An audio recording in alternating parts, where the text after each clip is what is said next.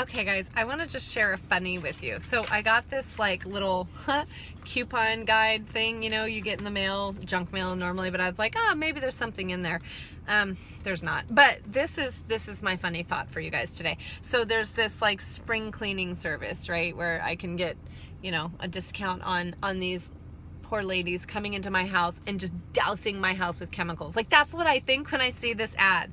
I'm like, oh, these poor women that are just like saturated in chemicals and they're breathing it in and they've got it on their skin and they're doing this and day in and day out in everybody's house. Like, no, you got to get away from that stuff. That stuff is so bad for you.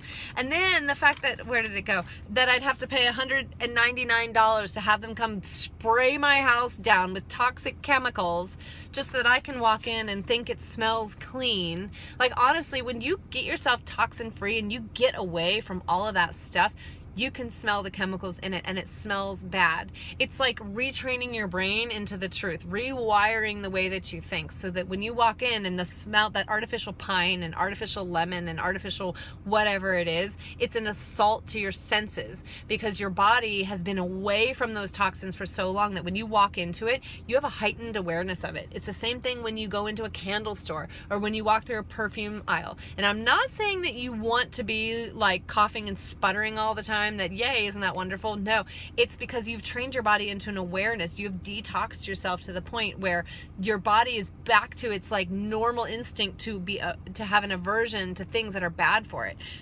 Basically, you guys, by using all these chemicals all the time and lathering it on our skin and our hair and dish soap and laundry soap and whatever, and the fragrance, we have trained ourselves into something bad, to want something that is actually bad for us. We've like trained and wired our brains to do that. Like, no kidding.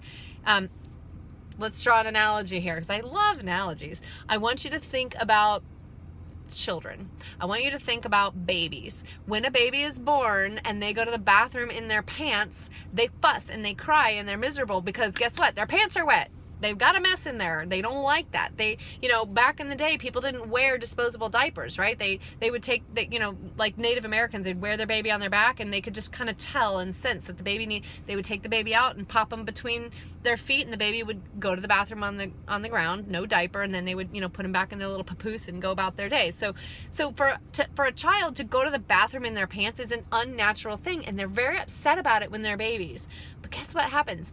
They do it for a year, they do it for 2 years. By the time they're 2 years old, you have trained them to go to the bathroom in their pants. It's a weird way of looking at it, but it's totally true. So then when you want to get into toilet training, what do you have to do? You have to untrain this habit that you've trained into them. With essential oils and with natural products, absolutely no different.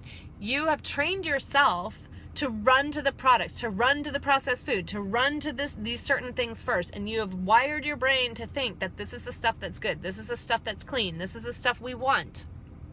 And you've done this over a series of years. So then to unwire that takes some time. But once you've done it, once you've potty trained, hopefully, your 5 and 6 year old is not going to suddenly go back to pooping in their pants. It happens.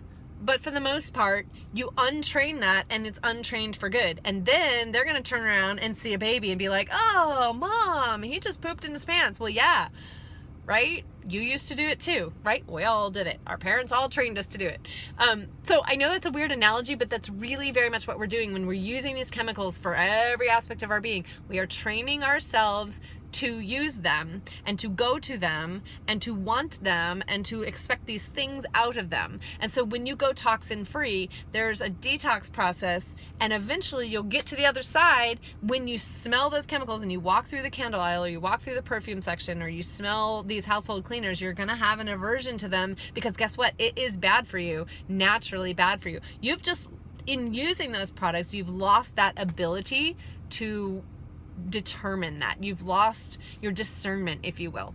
But an animal, on the other hand, could walk into your house and and instantly, like, the scent would invade their nostrils and they would want away from it, right? So, but when we train ourselves to poop in our pants, it's very hard. Once you get away from it, it's really easy to avoid, but it's the getting away from it, realizing for that toddler that they need to move from this thing that's bad for them into something that's much healthier, right? It's really much the same analogy. So sorry to make these crazy conclusions, but that's really what we're doing. So you want to get yourself toxin free, get yourself to the other side of the bridge so that when you can look back, that stuff is going to be an assault on your senses, and you want that because that's your body's natural reaction to say, hey, that stuff's not good for me and I don't want it.